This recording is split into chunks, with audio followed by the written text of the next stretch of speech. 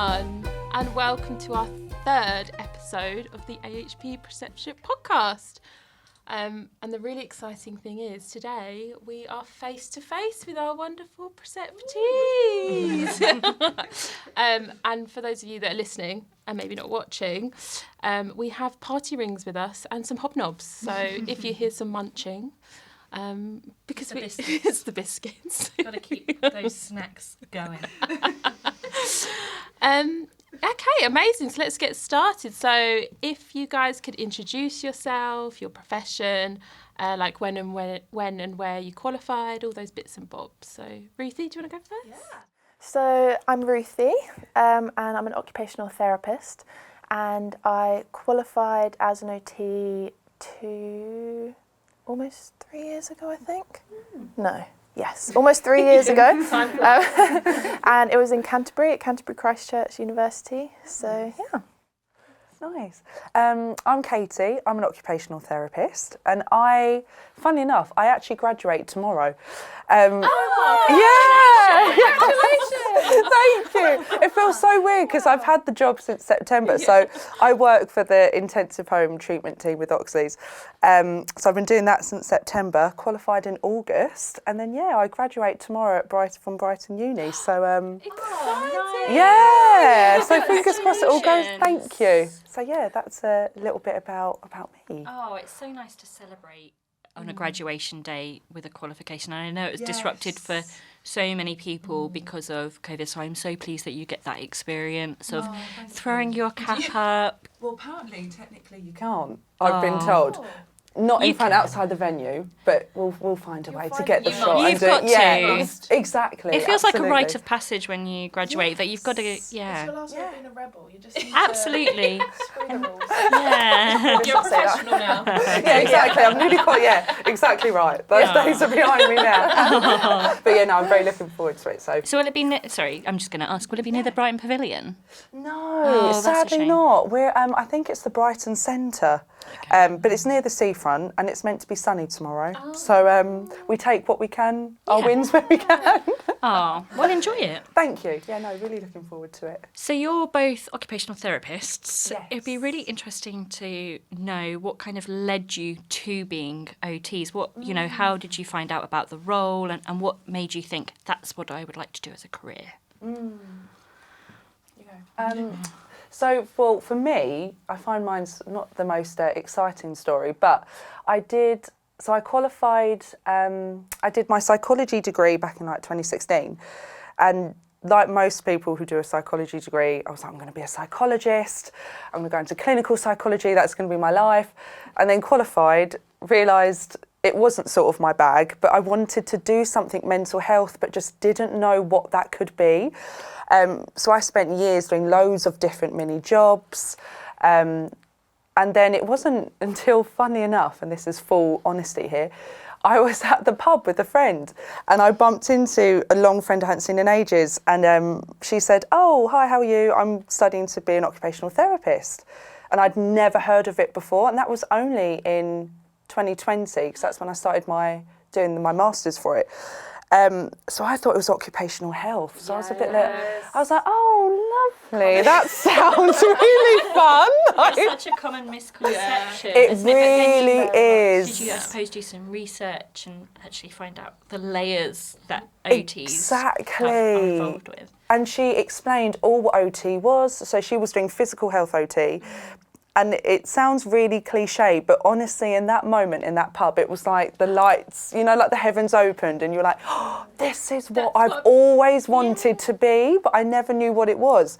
So then as soon as I spoke to her, I managed to get work experience at Queen Mary's Hospital, did that for a couple of weeks, and then saw Brighton was doing the Masters and thought, well, might as well try a Masters, let's see how it goes, and then we're here. That's so as soon as I found out, it just all sort of snowballed on after that. I really believe that things happen for a reason. You bumped into that old friend for a reason. Yes. The lights went on. You were like, this is me. Literally. Everything fell into place. Exactly. And you said that your story wasn't interesting. I thought that was really good. Yeah. Oh, good. Yeah. It's meant to be. Yeah, it's It meant was. to It was be. in the stars. What about yourself? How did you get into it? Yeah, so similar in terms of a bit of a, oh my gosh, this is it, this makes sense moment. So yeah, I was living abroad at the time when I was in high school, and I just remember always wanting to help people, always wanting to do something practical. I'm not an office job kind of girl, and yeah, I just didn't really know what that looked like. And yeah, so in the country I was living in, OT, occupational therapy, wasn't really spoken about, and even now it's still in its sort of initial stages really. So yeah, when I heard about it and I realised it was a very practical, loving, holistic occupation to have, yeah, I just said that's the one for me. So it was about GCSE time, and ever since I've just been set on being an OT. So nice. yeah. That was like from very early on as well. Very early. That's great. I sort of just, said yes to OT in year 10. I was like, let's just look into this, and then didn't turn back. I was very similar in that respect. Like, I didn't want to do an office job. I was like, I don't want to be just sitting by a desk and just not knowing, and like going to uni and doing a subject and then like not knowing what to do from that. I wanted to do something really practical and like could use my vocational, skills, and something that's never going to go away. It's always going to be there. Yeah, so absolutely. I was very similar in that respect. So it's great that you had that so early on as well. That passion was there. Yeah, I think it's a great, I mean, of course, we're always going to advocate for OT, but it is a great profession, It's very, I think it's exciting to sort of see a person in whatever area that may be, and just find ways to help them sort of live the most meaningful life to them, possible. absolutely. A fulfilling life. Yeah, well. exactly. I think that's something that OTs really do, is they really help people with fulfilment. Yes. Yeah. Absolutely, that's right. And there's just so much variety to it, which I love. I think that's probably what I didn't quite get out of with the psychology route. Of course, there's so much variety to that, but you know, you can do stroke down to paediatrics. You can even work for the fire service as an OT. Like, you can go anywhere really with it, which that's what excites me. So Lifespan as well. Yeah. Sort of working with babies up to end of life care. There's Exactly. just mental health, physical health. It's Absolutely. just There's a a world specialism for everyone, isn't there? Yes. Yeah. What your Exactly. interest is. That's right. Completely. Amazing. I love those stories. Love hearing that. Okay, so we'd love to hear a little bit about why you chose to come and work at Oxleas, and then a little bit about, like, had you heard of preceptorship before? Did you know that Oxleas had a preceptorship programme in place? So, Ruthie?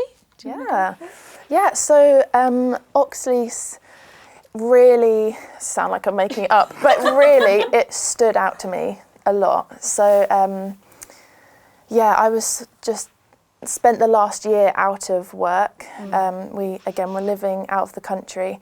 So from afar I was racking the internet to find jobs in the London area. And as I just kept going through, I knew I wanted to go back to a Band 5 rotation just for the experience, the options, build my confidence back up. And as I was going through the list, Oxleas really, really stood out to me. And it's completely been fulfilled, really, everything I thought about it. I think just that sense, particularly as an AHP, of family. Sounds so corny, but really, it really truly feels like a professional family that will just support you no matter what stage you're at. And I guess that sort of leads into the preceptorship as well. It's been a huge reason why I felt so at home, so comfortable being at Oxleas. And I've worked in previous trusts before, and Oxleas, it's a winner for me. I love it. So I know what you mean about the family. I've worked in Oxleas now. This is going into my 12th year. Oh wow! Yeah. And we both started as Band 5s. We both started as Band 5s in Oxleas. Did you know each other as Band 5s? No, we met when we were in more senior Band 7. Band 7 Nice. clinical roles, didn't we? We got involved in the original, the OG. The OG AHP's day. Yeah. That's when we kind of our paths So crossed. amazing. And then, not that this podcast is about us, but then our paths crossed again when I then went into a patient safety role, and our paths crossed because we had a patient who was going to coroner's court, so I was writing the report, and Felicity had input, and I just needed to make sure that I had all of Felicity's notes, which were perfect, so she didn't need to come to the court to go onto the stand. So our paths crossed several times, and you were a preceptor when Anna and I were setting up the preceptorship back in 2018, and you came to the training and you stayed behind and had a chat, and then kind of ever since then Now everything, you're here. the ball stopped running, and then Wow. when the post went full time, of course Felicity got the job. Oh, So, fantastic. yeah. So yeah, we started as band fives, and we've, I guess, loved working here, and I've never felt the need to kind of explore anywhere else, because I have felt that Yeah. sense of support even before preceptorship, because we started when preceptorship wasn't around. It's definitely a There was family. it felt like a family. It felt like you were really supported. Teams, and development as well. Like, we were able to develop through the banding as well. And, Yeah. That's definitely a huge thing as well that actually stood out to me about Oxleas is, and now that I've actually met different professionals, they're in a similar position to you guys, where they started off as a band 5, and then now they're higher up, and there's so much opportunity to stay within the trust and to sort of try out different positions. So it's, So I guess with you, Katie, like, why did you choose Oxleas and the same thing? Did you know about the preceptorship, or was that one of the things that maybe you looked out for when you were applying for jobs, anything like that? Yeah, no, absolutely. So I, funnily enough, was recommended to go for, so in my last placement at uni, my lovely educator, I had 2 interview options, and one of them, and when we were looking, we saw Oxleas, and I just asked for his opinion. We were going through practice questions and stuff, and this was when he turned around and said, go for, obviously, to go to the interviews and see, but he recommended Oxleas because he'd worked for the trust before. So that already made me think, okay, well, I really like my educator. He's great at what he does. If he gives that big tick, then that makes you feel a bit more confident. So I'm like, great, now go for it. And when I really looked, what I loved was, so I'm on the band 5 rotation post, and there was so much variety and options on this rotation, more than a lot of the others had offered. And I know it's a community mental health trust, but you've even got options for neuro in there, and it just ticked, because I'm not sure where I want to specialise yet. The variety Oxleas offered, I thought this is fantastic. And with his all clear sort of, recommending Oxleas, I was quite nervous for the interview actually, because I felt like, I really want this now. It's got such a good stead. And when I then looked into it again, when I had the interview, I was told about the preceptorship, and I didn't actually know much about what a preceptorship was until when I left my placement and then went back to uni. They then told us about it, but by that point I'd already got the job at Oxleas. So I was very happy when uni were talking about how good preceptorships were, and I was like, oh, thank goodness, Oxleas has one. This is a good stead, great. And I liked that idea because I'm one of those, perhaps because it felt like such a leap going from a student to a newly qualified. I liked the idea of having a support system in place where it's not like they're holding your hand along the way, because you do have that freedom to go out and be a qualified professional, but it is quite a leap. And so having that preceptorship in place of, like with yourself, Ruthie, everyone in the same position, you can chat to each other about it, you can, going through, I know we'll go into this later, but going through the competencies, you just feel you have more of a structure, as opposed to just, you've left uni, now you're an OT, band 5, this is your role, and then you're thinking, wow, like, that's a lot from placement. You're thinking, where do I go with this? So the preceptorship was that stepping stone, which genuinely has been, I've been speaking to friends who haven't got a preceptorship offered to them at different trusts, nowhere near in London. And they're, you know, I think they would really have benefited from one, and just their experience of not having it just sounds quite more of a challenge, more obstacles to overcome. So yeah, I'm very, very privileged, I guess, that we actually have it. And obviously you guys and everyone in the preceptorship team just make you feel so at home and welcome that it just feels like a natural progression into becoming hopefully band 6, 7 and wherever it takes me. Yeah, it's that journey of lifelong learning, as we like to say. Literally, that's right. So yeah, no, that it's really interesting to, you know, how you say like having those emotions of it is a big leap when you qualify, so it is nice to have that structure. And you know, you were saying that this is your first role post-qualifying, and what a lovely position to be in also, that you went back to uni after placement and you knew you had a job to go into and it was a job you wanted. So that's really great. But going back to you, Ruthie, sorry, you were saying that, you know, you'd worked and then you'd gone abroad and then you were coming back. So what was your first role post-qualifying? Was it similar to what you've got now? And did you have a preceptorship at your first post? Yeah, so the role I'm in now is a complete 180 from where I started. So after graduating and qualifying, I worked still on a band 5 rotation. The first rotation was in social services, so community physical health, more sort of adults, so 18 and above, more older adults really. And then the second half of that year was on a hyperacute stroke ward, so inpatient stroke, which, I absolutely loved. But stroke, whether through placement or that period of working, has been my main area really.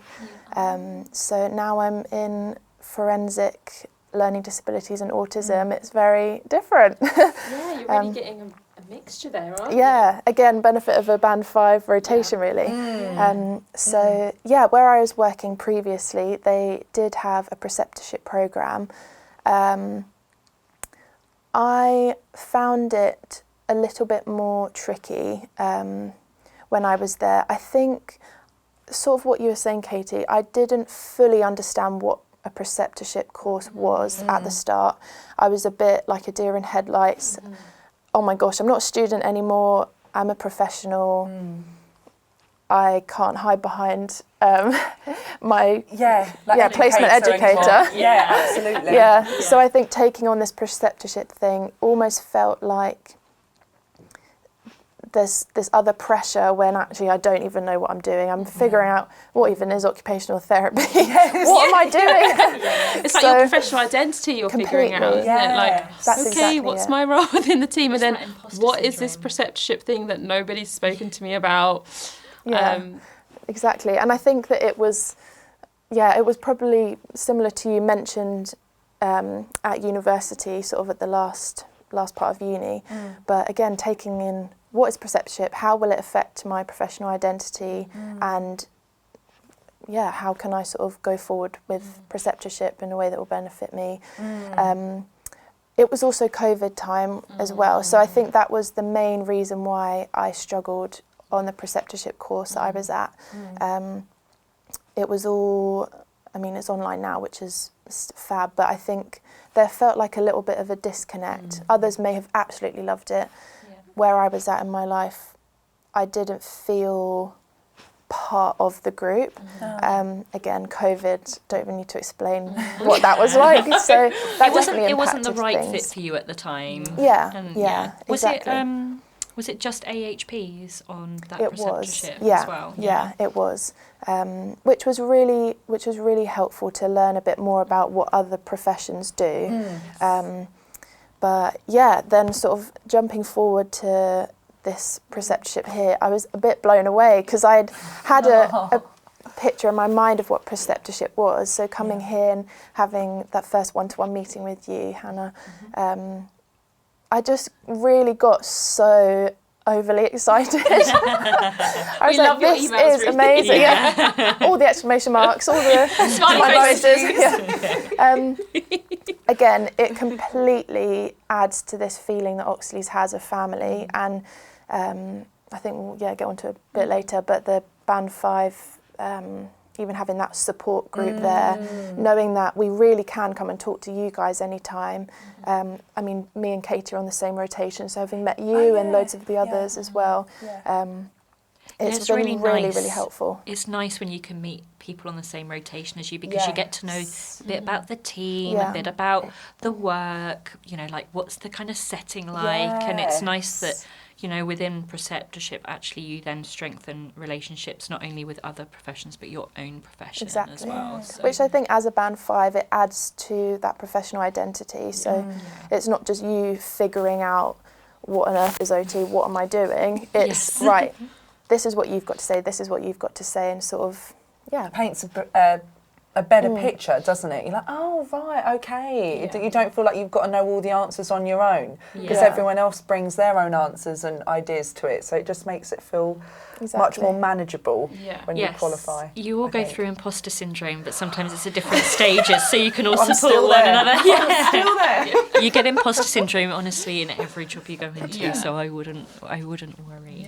We still even get it now. Yeah, it's a really normal feeling, but you don't necessarily know that it's a normal feeling. And, you know, especially with Oxleas being a community trust, as we've mentioned, sometimes you can be quite isolated. You may be the only Band 5 in your team, so you might be thinking, I'm feeling this emotion, is it just me? So it's reassuring, I think, with the preceptorship that you actually get to realise that everybody's experiencing the same thing. And can I just say, when we did one of the meetings that we have that every month, that preceptorship teaching meeting, you covered on there, it was imposter syndrome, and it was when you did one of the polls, how many of you feel imposter syndrome?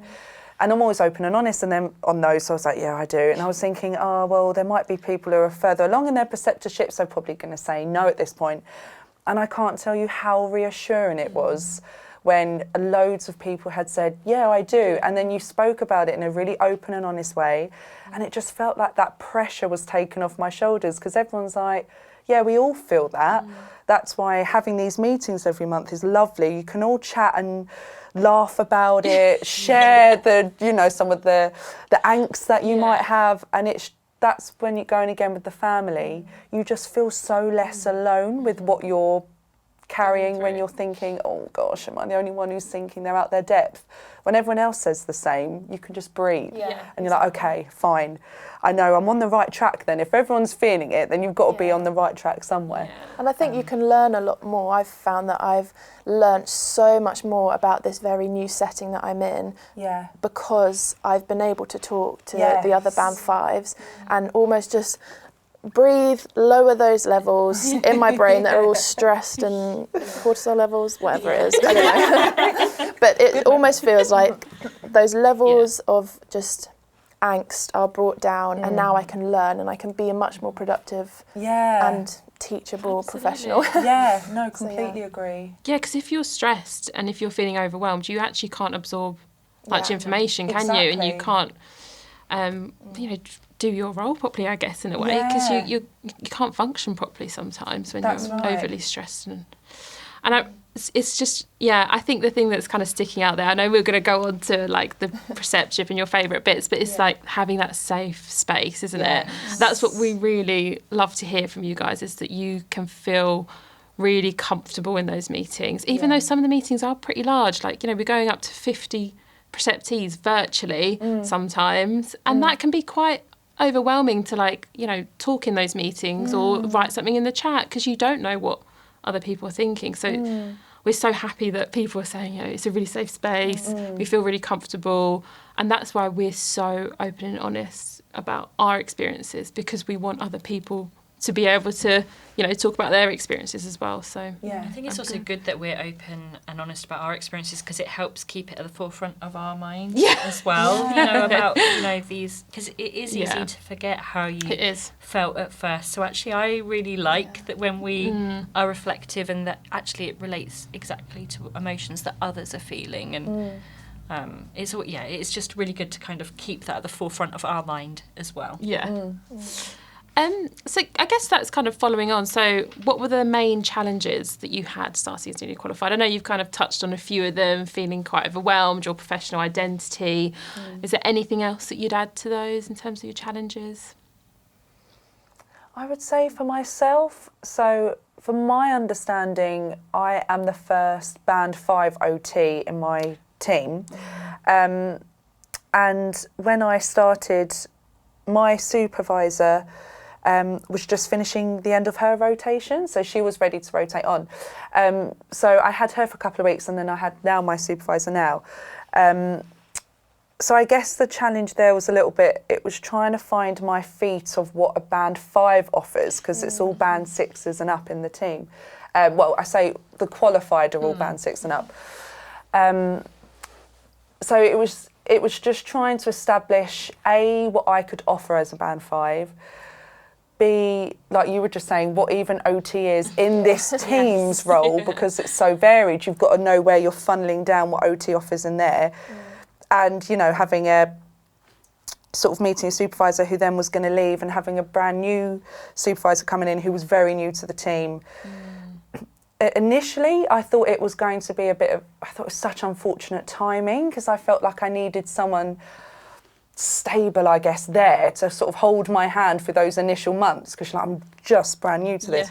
But actually, it turned out to be really nice, because where my now supervisor, where he then rotated in and was very new, we both sort of muddled in together at finding what OT brings, and that actually was quite a lot of fun. We're still doing it now, because it just takes almost that hierarchy out, where we both are new to the team, finding out what OT brings, and it has actually worked. So as much as I guess what I'm trying to say is, as much as it was a challenge to begin with, and I was thinking, oh my goodness, what's going to happen? Like, I don't know what this means, and all of this stuff. Actually, when you just push through it and just persevere and actually see the benefits it brings, we've had such a good time. And we've actually, not to go off on a tangent, but we're going to start a new group in the team that we've got, and it just, what looks like it's going to be a negative and a big challenge where you're thinking, oh my goodness, actually at the other end of it, now I've come through it, it's such a blessing in a cliche way. I know that is so cliche, but that was my challenge, and actually it's helped me for the best, I'd say. But I think that's a really important thing with challenges, is when you find resilience within a challenge, and you can reframe a challenge into a real learning opportunity. Yes. And that's, a really good thing, that, an outcome from a challenge, to get that and build resilience. Yeah. And that really helps with your professional identity as well. So it's really exactly. nice to hear that you can reframe that as a learning opportunity. Yeah, Definitely. And you, Ruthie, but is there any other challenges, I guess, that you wanted to add to what Katie said? I think, not to completely repeat everything you've said, but that's... It's nice to know you're similar then. That's good. We could do a poll, it'd be 100% with us. But really it's very, very similar in terms of being... So they've never had a Band 5 in the team I'm in, so it's a fairly new team. They've been running now about 3-4ish years. And it's a very specialist team, and community based. So again, not in terms of hierarchy, but just to give a sense of experience and specialism. It's sort of Band 7 going up, and as a Band 5, having been out of work for the past year, I definitely sort of came in and was like, who even am I? What am I doing? How do I go forward? And really it was quite tricky trying to, and I'm still on a journey with it, trying to pave the way for what a Band 5 looks like. But it's been really, again, really positive actually in the long run. I think I did speak to you, Katie, at our Band 5 support group, and I think even in terms of understanding more in the community, sort of that CCG and all these complex community, the full kind teams. of like the structure and The how structure, the teams exactly. like interlink. Exactly. And the So hierarchy it's very of it. confusing. Yeah. Who commissions what? What's Commissioners, commissioned? All of those terms that you just don't come across. fully. So it's a huge learning curve, and I think it can be easy to put lots of pressure on yourself to understand what all these community teams are, how did they feed into my team and our patients.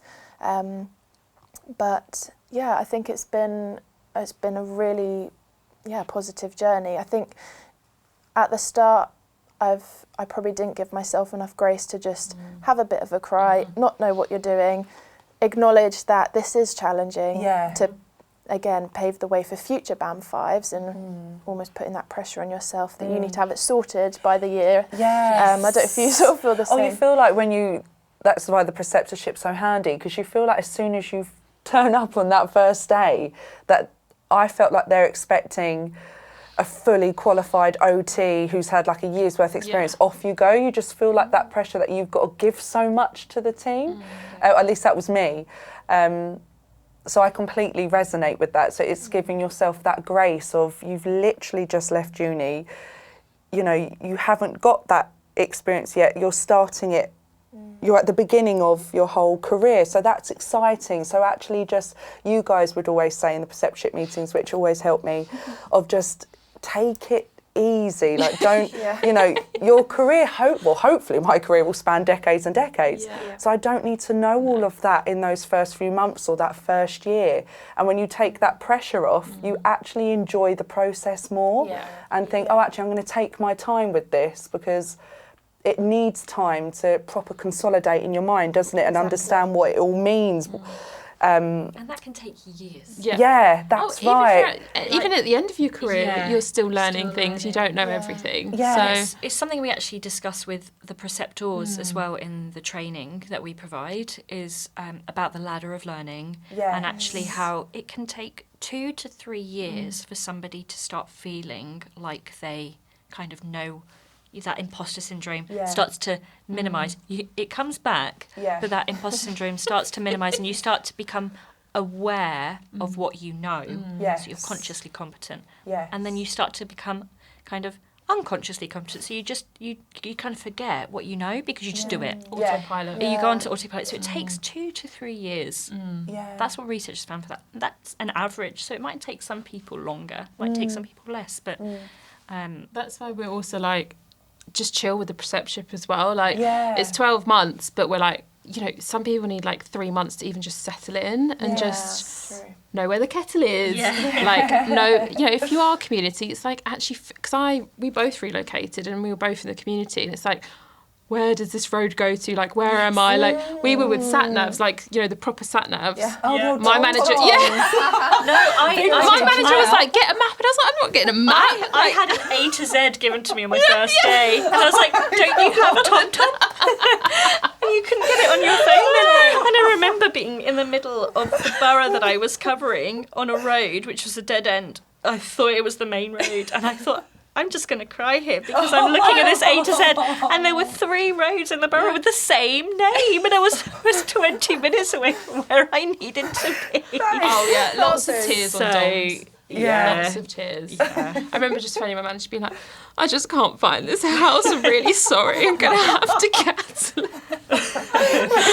Honestly, I don't know how you guys managed when it was just A to Z or the basic TomTom, because I go to everyone's houses, so I'd be having a breakdown. I couldn't manage. I think we didn't know any different. Parking, especially in Greenwich, is just figuring that out. Like, it's all so overwhelming. So that's why we're like, just don't worry about the 12 months. You can take your time. We're very flexible because everyone has different experiences, different clinical pressures, different learning styles. So, I'm glad that you're getting also that vibe from our meetings. Like, just take a breather. You guys do that so well. You really do. Like, when we would say it behind your back and in front, like you set. I think because of your just openness, you set the tone of the meeting, and whatever vibe you guys are on, we naturally will follow. And you've nailed it. Oh, thanks. You can pay me later. Lovely. Okay. So I suppose we've kind of discussed how you combated most of those challenges, but is there anything kind of expanding on the question of the challenges and how you've combated them, and you've really turned what could have been a negative into a real learning opportunity and a positive? But is there anything that you guys implement to kind of help you keep those challenges like at bay and kind of keep yourself level and controlled? Is there anything that you do that you might be able to recommend to others who maybe you know, are just, you know, going to be qualifying this year, or are in a similar situation to yourself on a band 5, or it could be us. We might take these tips on. Oh yeah. Is there Preceptees tips on. Is there anything that you really implement to help you overcome challenges you face? I know that that's really putting you on the spot as well. No, I'm just sorting through my mind of, there's quite a couple actually that I hope would be of use. And for me, it's putting in those boundaries early. And for me, that was quite I always find that a little bit difficult, because you want to get on with it. You want to be a really good team player, and you want everyone to people pleasing. That's the word, exactly. But you have to start as you mean to go on. Yeah. And I'm saying that because, you know, everyone's lovely. I'm not saying you have to put boundaries up because there's inappropriate people and things like that. What I'm talking about is with the workload. So for me, one of the ways I stay boundaried, and I've only gone over this a couple of times, is I leave on time. And it can be so hard, and the temptation to be like, oh, just if I give half an hour and then I can finish that. But once you start with that precedent, I found it snowballs quickly, and then it's hard to get out of that. And one of the ways so I stay boundaried is I leave on time, and I can recommend, if you can get into that habit early, that can be so helpful. Because then, and it's probably our occupational therapist side coming out now, I put things in that I just love to do, whether it's silly, playful, ridiculousness, I don't know, sort of seeing my friends to go for a pub quiz in the evening, or just doing meaningful activity that I genuinely love, that has nothing to do with work, so I can just unwind. And if I make sure I'm disciplined by going off on time, not responding to emails out of work, because that is a temptation, but I'm like, no, don't set that precedent for yourself, just do it when you're back in. I just find the work-life balance then just feels so much more enjoyable. And my job, I really enjoy my job, and I'd happily answer emails outside of work. That's not a problem, but it's just, I guess, that challenge of setting that boundary and overcoming that people pleasing. Now I've put it in place from the beginning, it just feels so easy. Like, I heard a quote at uni, and this is advice I swear by. It's that moment of discomfort initially is nothing compared to that discomfort that happens when you don't address it, and then it just goes on and on. So that initial discomfort will feel uncomfortable, but then once you've done it, it's so much easier compared to if you just let it snowball. Because it could eventually lead to like burnout, wouldn't it? Exactly. And then you could be off sick. You could, you know. Exactly. So, and then it gets to that point, if you've taken too much on, or you've stretched yourself too much because you want to be there for everyone, you can't be there for anyone at the end, because you've just completely burnt all your resources. If you, it's such a healthy piece of advice. That. Good. No, I'm pleased. That's hopefully really that. And I just want to go to that point about not replying to emails out of working hours, because we got an email from you, I think on a Sunday, and you knew that we were going to tell you off, but you were like, no, I'm actually working today. Exactly. Because I do the odd weekend with my role, and I was like, they're going to be thinking, why is she emailing on a Sunday?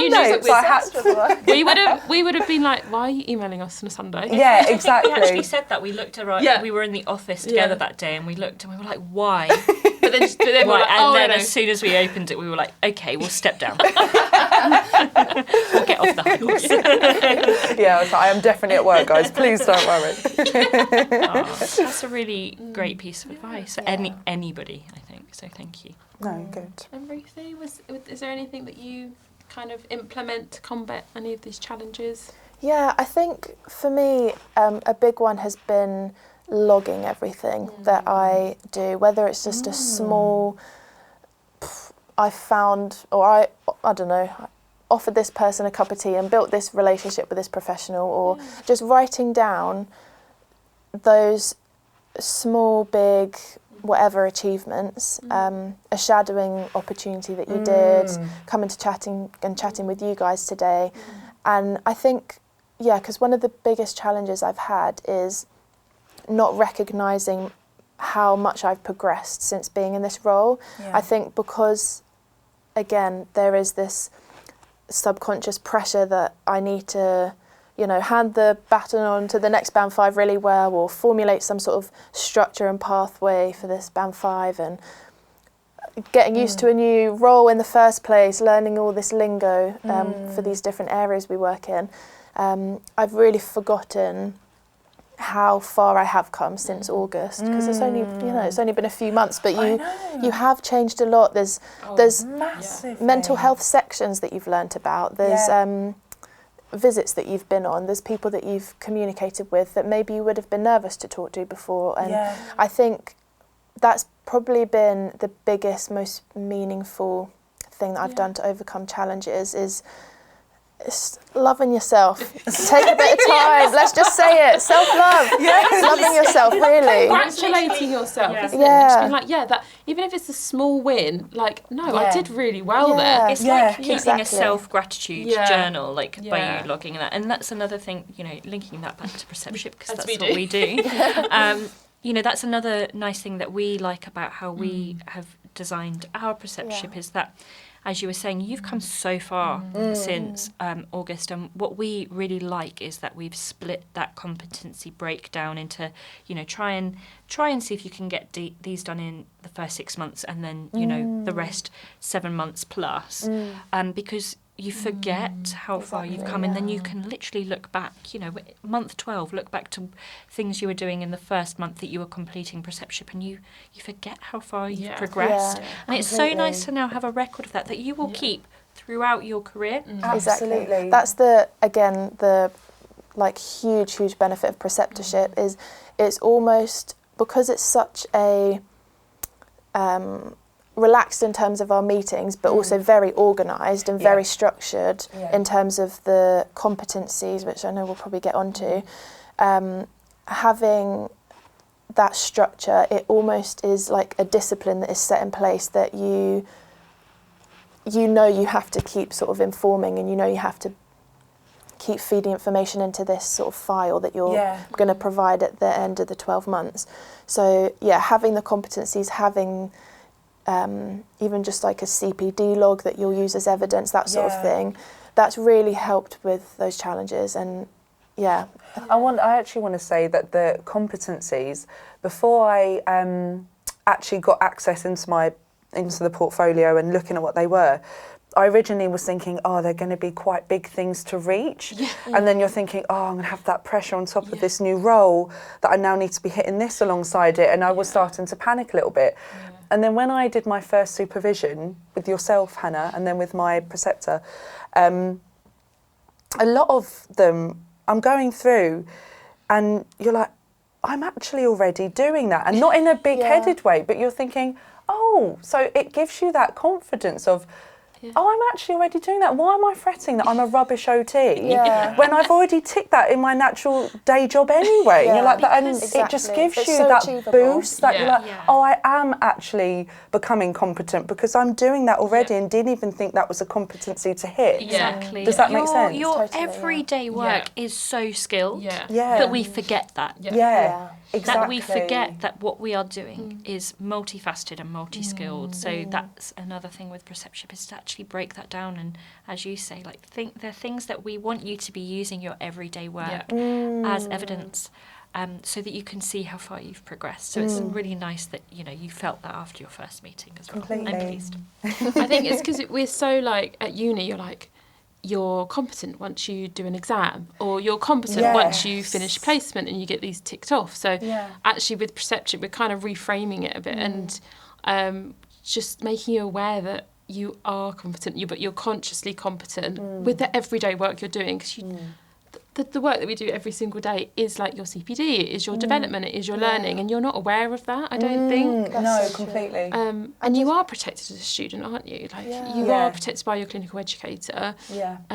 So, you may feel, after the 3 years, I'm ready to do this, but actually when you go out in the real world, you're like, oh my God, why is this not getting checked up on? Why is this not getting countersigned? You're not going to read my notes when I upload it, you're not going to sign it off. That's it.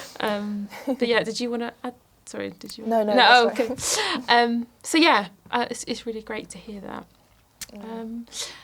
So obviously at Oxleas, we know that it is a community trust, and with that, there can be feelings of feeling quite isolated. I know we kind of touched on it a little bit. I think we definitely felt that because we were, in the community as well. So there is lots of lone working and going to patients' home by yourself. So it can feel quite isolating at times. And you're both in similar journeys in terms of being the first band 5s in your team, which is quite interesting. I wasn't aware of that. So obviously that can also impact that kind of feeling a bit isolated because nobody's been in that position before. So do you feel, do you kind of feel that you are isolated at times, and has preceptorship helped tackle that for you? Because that is obviously one of our major things, isn't it, is helping you feel like connected to others. But you have kind of touched on that a bit with the family and stuff. So, are you kind of feeling isolated, and is preceptorship helping?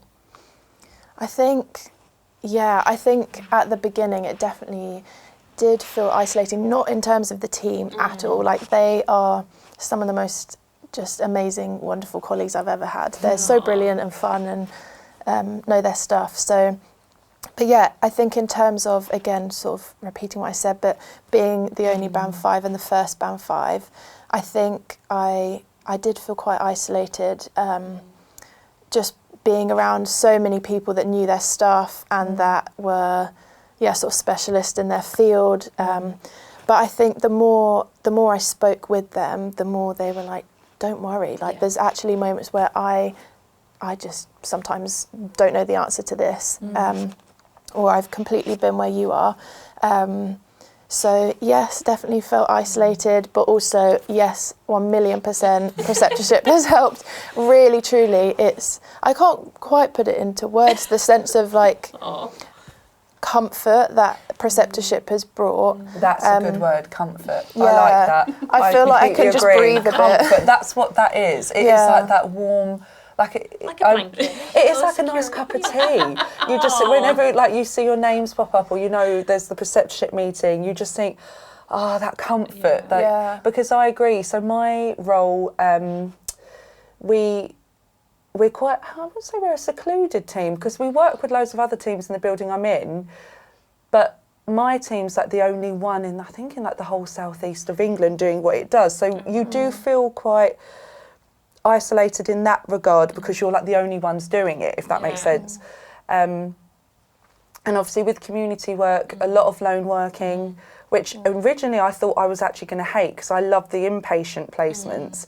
But funny enough, I think I found my rhythm with this community job, and I really do like the break it gives you when you're in your car playing your music, playing on the podcast of Preceptorship podcast, literally, and I'm not lying, that's true. I can totally relate. You can just unwind a little bit, which I like. But the reason that the preceptorship has helped is because when you then speak to other band 5s who are in similar things like yourself, Ruthie, doing things that paving the way that no one else has done before, it just reminds you, because you're so much in your bubble at work, in that team, all of what comes with it, when you have that break away, it just opens your world back up again, and you're like, exactly right, okay, just grounds you, which I really appreciate, so you don't get lost in all the other bits your team comes with.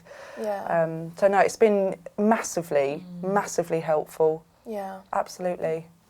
So that kind of links us on to, obviously, it's really great that you don't feel isolated and the preceptorship has helped you feel part of that family, but is there anything else that you've kind of got involved with, or that you found that's on offer that has really helped you feel part of the wider community, as in with Oxleas as a community, AHPs as a community, all these other kind of communities that are within one big trust? Is there anything else that you've been able to kind of join to help with that? Well, I can't fault enough as the preceptorship and then the band 5 OT support group. So that, for anyone who doesn't know, that I think it's every 3 months, isn't it? And we all meet up, all the band 5 OTs, and we have a occupational therapist who's sort of an expert in their area, in their field, and they talk to us and show us different areas of the profession in Oxleas. And that has been just like with the preceptorship, a lifeline, because you can see people and you're learning about OT.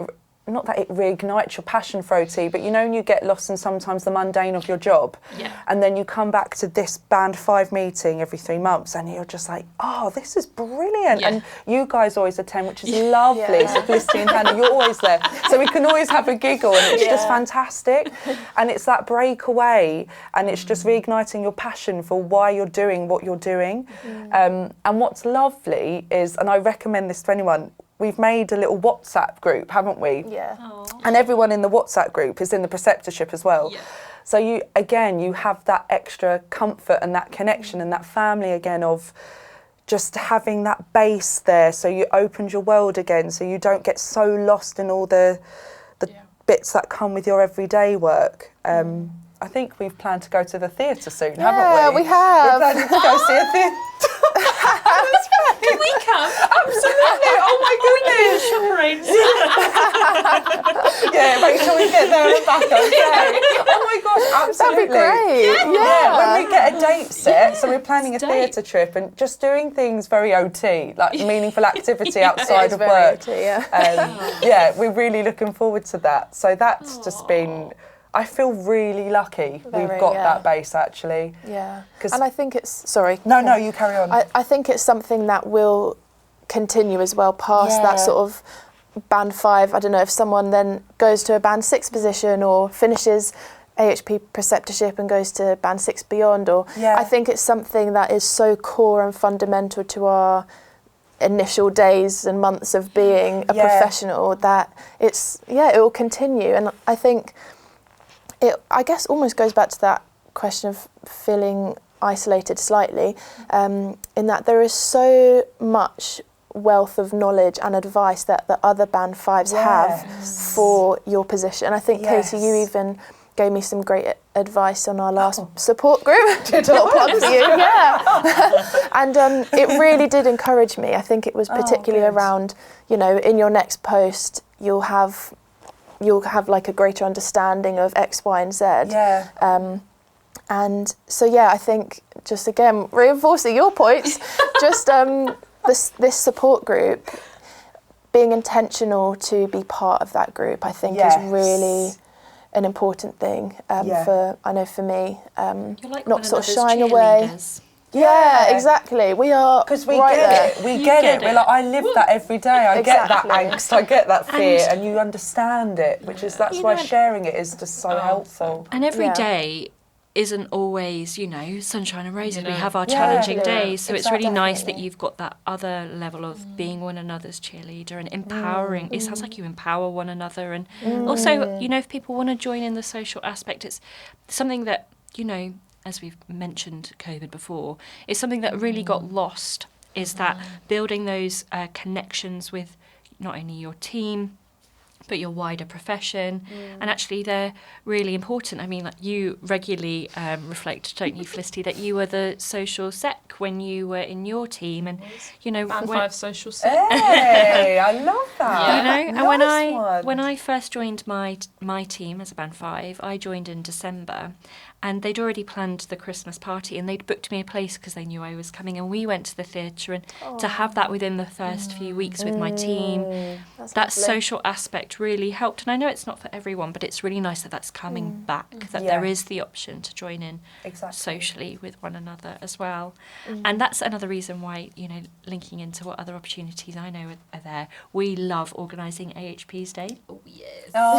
Because we get to go and see so many of you. Yeah. Oh, that last AHP, well, I say last, it was my only one. It's the only one I've done. But I've still got the little Polaroid printout of us there, like the ice cream van, getting it, I was meeting professionals at different sites in the trust that I wouldn't have gone to before. I'd never gone to Goldie Lee before. So I turned up there, and then it brings you back in again. You're like, that family. People I know and recognise. Like, hi, how are you? And just having that bit of fun. I think that's what I liked. That bit of fun. Fun's important. And that's what Patsy was like. She was like, we just need to have fun. Yeah. Like, let's just have fun. Like, everybody deserves just have an ice cream and just have a little chat.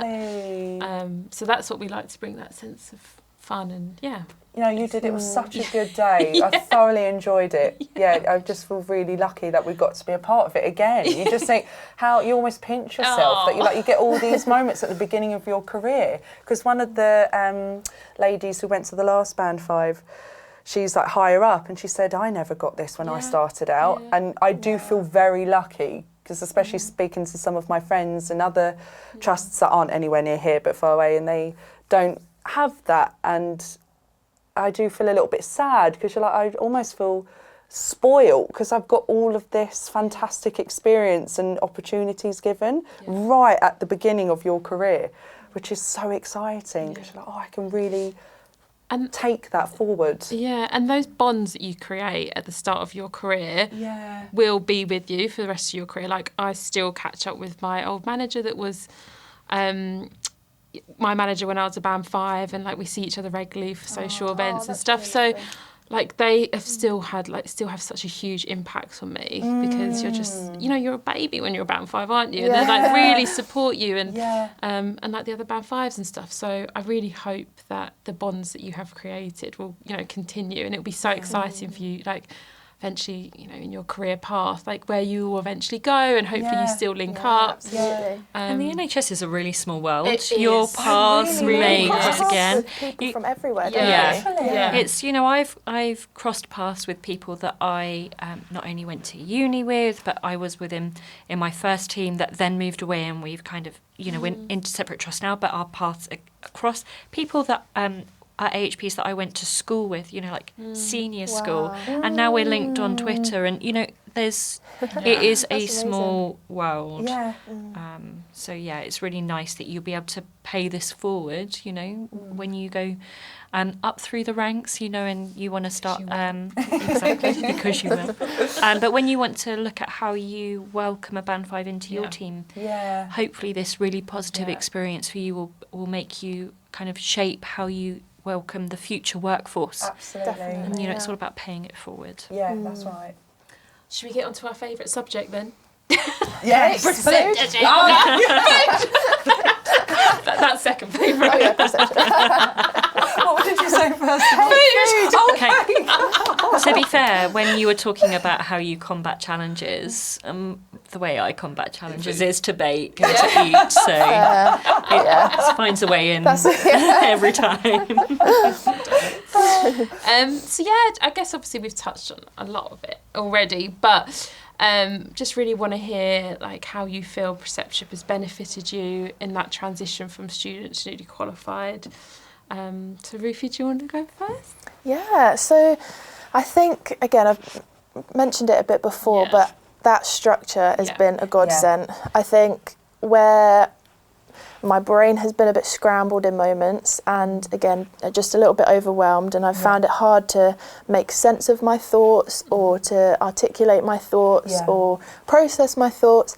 Preceptorship has been a non-pressured structure that I've needed. So, whether that's from you guys, the fact that the AHP Preceptorship meetings are regular, knowing that the competencies, even you've sort of laid them out, whether it's online or in the booklet, they just make sense, they're all in their place, and sometimes my head isn't always in the right place and in place. So having that has been, again, sort of a real comfort to fall back on. It's given me guidance in how to keep progressing and actually get there. So, Do you know, I didn't think of it like that until you said it's the structure. And that's what now you've mentioned that, I'm like, yes, that's what it is. Because at uni, and I don't know if people listening, they have that same experience. Uni, of course, is very structured. So you're in that rhythm, you're in that, you know what that is. And then that's, I think, one of the big worries when I qualified was thinking, I don't have, my seminar on that day, that structure anymore. You have to find it yourself because you're a newly qualified professional now. This is all down to you. That's what it felt like. So then having that preceptorship, it feels like you've got that bit of uni that I liked of the structure of, I'm quite... I like getting all my stationery to match, that type of person, getting all my books, very OT. So having like a portfolio to have, that for me excites me. I'm like, I can, organising it on my H drive on the system at work, organising it. I love that. Yeah. That just might just be me. I just find that really exciting. So you have that, like, you just feel like you're not so lost in the wind because it pins you in a nice way. You feel that structure grounds you, which I think you really do need.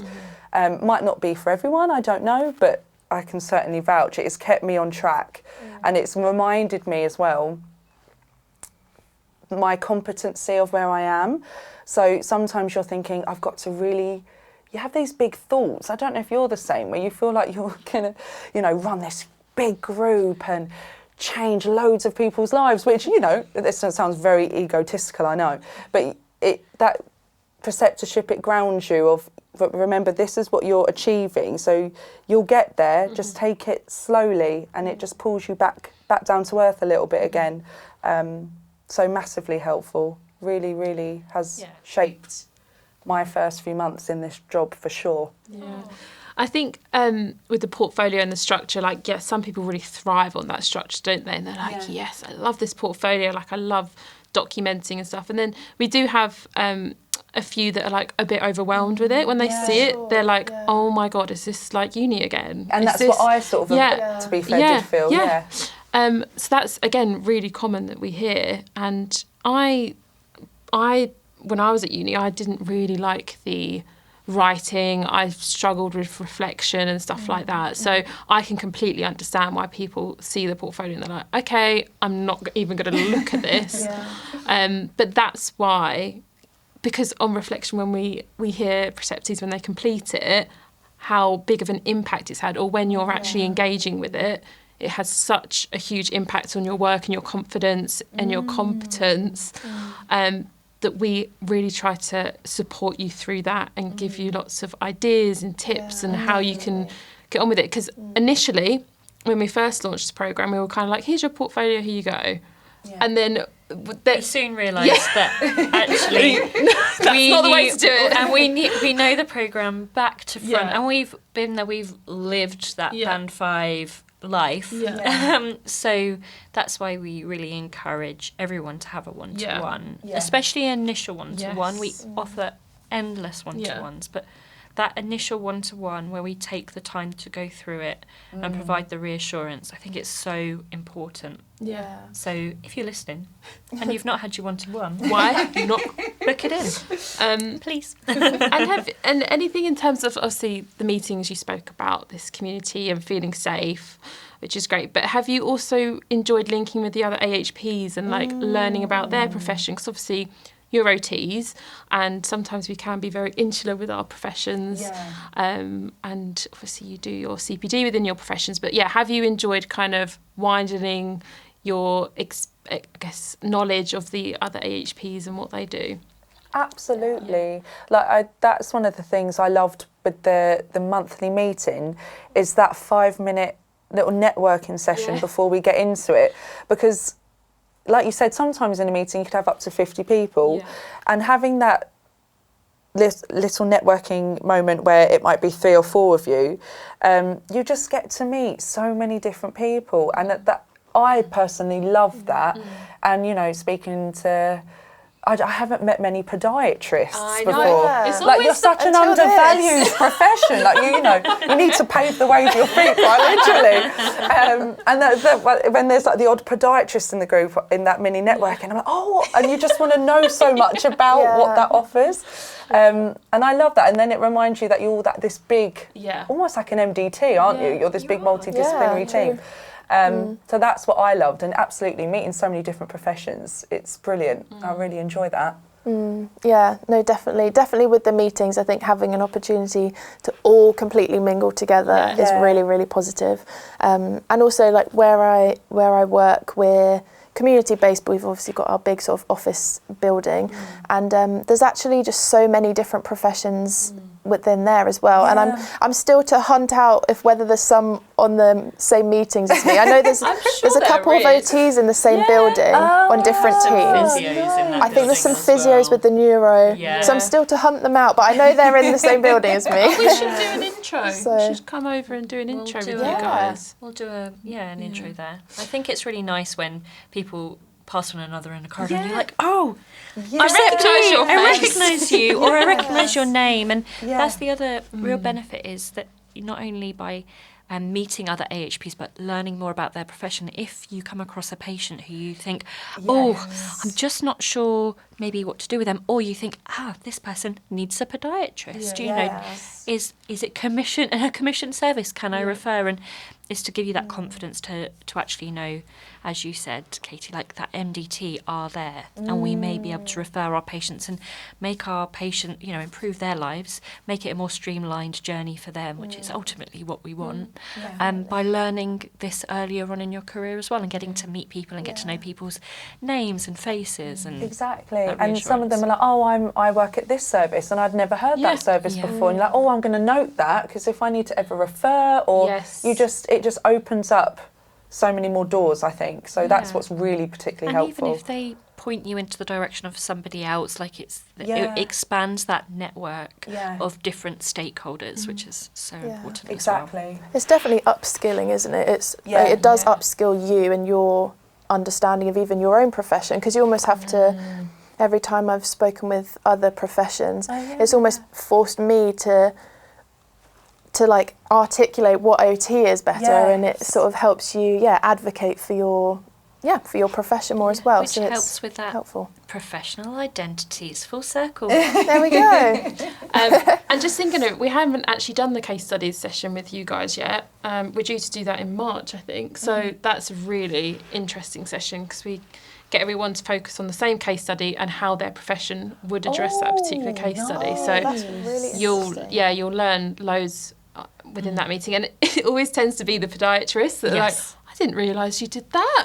Like, okay, I'll take, and then they're like, okay, I'm going to refer for if I have anyone like housebound or pressure sores, you know, all of that. So it is great, and it is getting you used to that networking and stuff when you're a band 5, because you don't kind of get taught any of that, or it's more like later in your career where they're like, you need to network, you need to make your connections, but as a band 5 you're just like, kind of just like, no, you don't need to worry about it now, but it's getting you comfortable with that. Yes, it really and like does. introducing yourself like virtually is quite awkward, so the fact that you're you know, getting used to that. And establishing the transferable skills, which is, you know, I always bang on about transferable skills, because you don't realise the skills that you have are so transferable until later on. So it's also really nice to start learning that earlier on, and you seize those opportunities, because you never know when you're going to need them. Yeah, that's so true. Which is my top tip.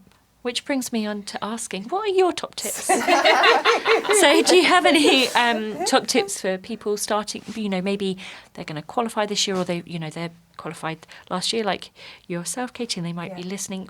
Do you have any top tips for our new starters? For me, my top tip would be open to where your first role takes you. And the reason why I say that is I'm, like I said, I'm on the rotation, and where I'm at now, originally it wasn't in my top 3 when they sort of asked you in the interview, where do you like to go, and that's absolutely fine. And so I was a bit like, oh, that's a little bit disheartened naturally, but actually it's maybe leading on from when you say transferable skills, there's so much that you didn't realise that role will offer you, because you didn't know what that team was before. When you get the interview, you don't know what it's going to offer. So don't discount it. If you get a role that isn't what you were hoping for, if you're on the rotation, I can promise you the amount you learn from it will guide so much of where you want to go next. And I thought it was going to push me back. I thought, but I didn't want to go down that route. But it's brought in so much more that I didn't realise I actually needed before I get to the next point. Does that make sense? Yes. So just almost put your hands back, go for the ride, and just see where it takes you, because you'll be hopefully very pleasantly surprised what you pick up along the way.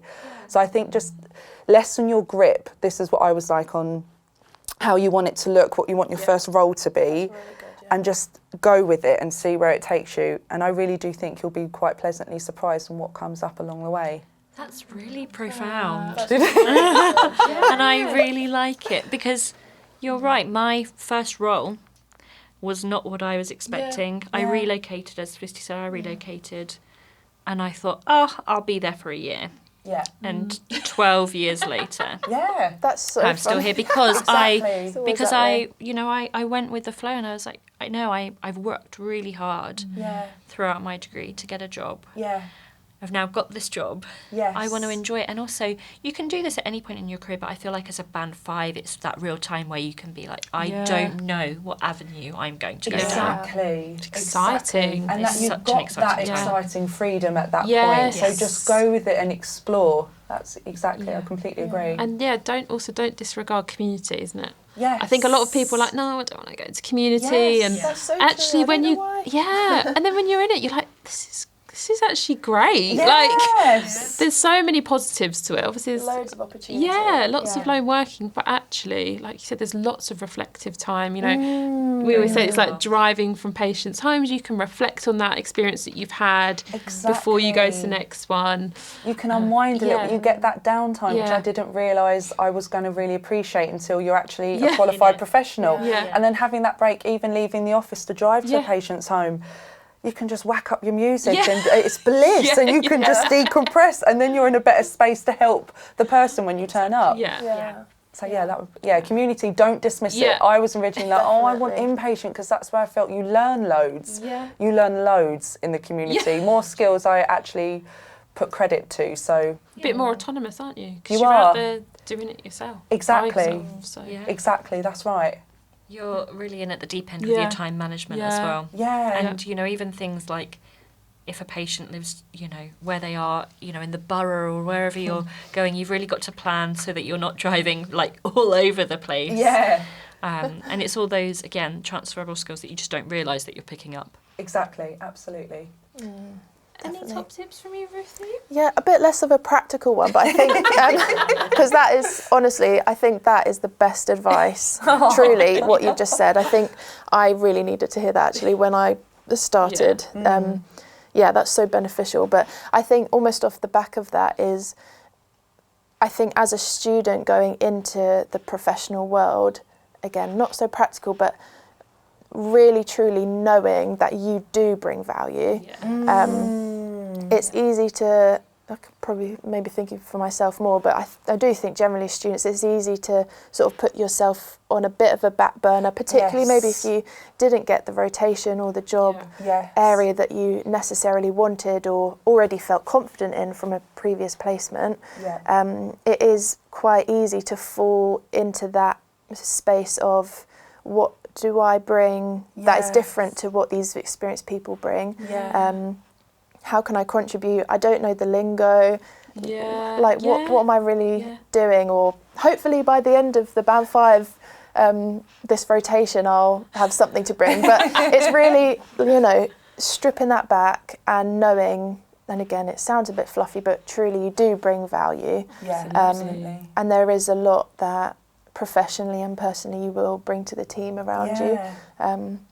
It's definitely something I wish I knew and really sort of acknowledged before starting my first role. And that's something that we're really passionate about, aren't we? We really want to empower Band 5s to feel that they have an impact or input within their teams, like, especially when you're a fresh pair of eyes. We always say this, you can come in and say, make suggestions, or maybe you've seen something differently on placement which worked really well. Why not make that suggestion? Look at some service improvement. Don't just feel like you're a Band 5, you can't do anything. There's so much value that you can bring and input. So absolutely amazing top tips, guys. Really profound top tips. Thank quite you zen both. now. I feel like I've mastered the universe now. I just float out of here. I guess just to end our amazing podcast today is just, would you, I think we might know the answer to this, but would you recommend preceptorship and also working within Oxleas as a newly qualified AHP? And is there anything else you wanted to add to anything that you've discussed today?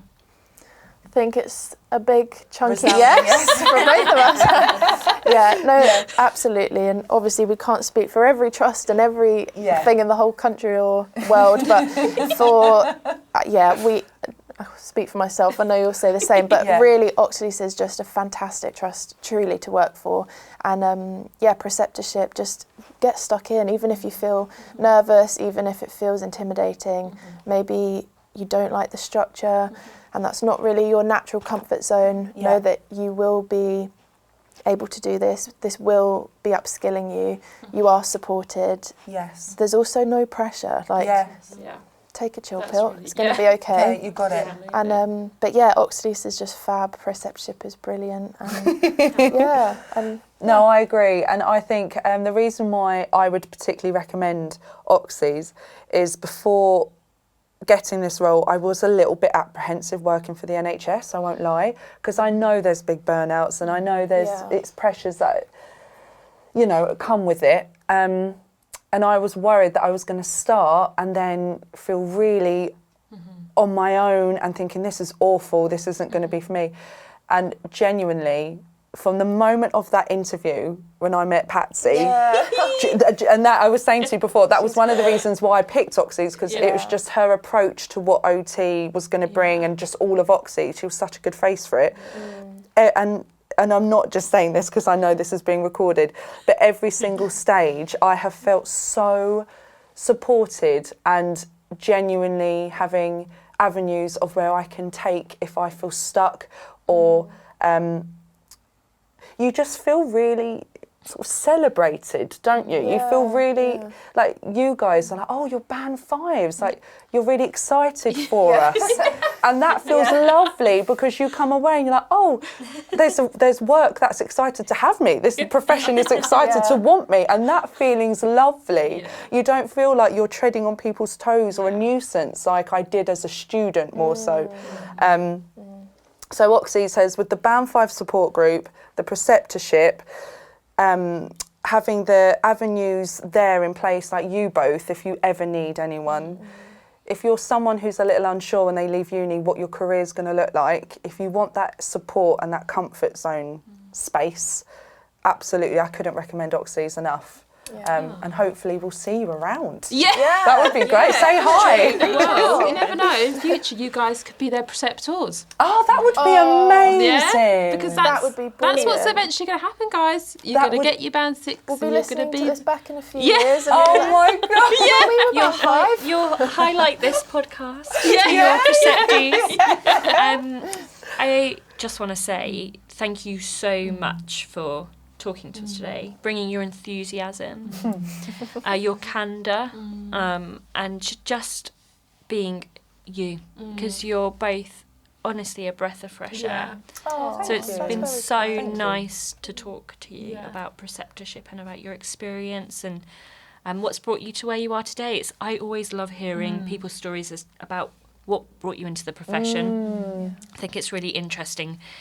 Any AHP profession, I think we're a workforce that's absolutely massive, but we're not known so much about, especially, in the media. So when you hear that people have chosen this as a job, I always like to know, what was the thing that started that and what brought you here. So thank you for today. No, thank you. It's been lovely. I honestly, genuinely, and it reignites that passion again for it all. So Absolutely. can't wait to get into those biscuits. And here we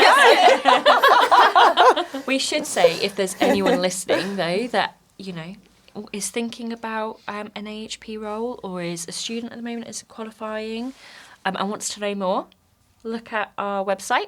We've got loads of details. And if you are maybe working for a trust that doesn't offer preceptorship and you'd like to find out more, get in contact with us through the webpage and we will gladly have a chat to you. See how we can help. Yeah.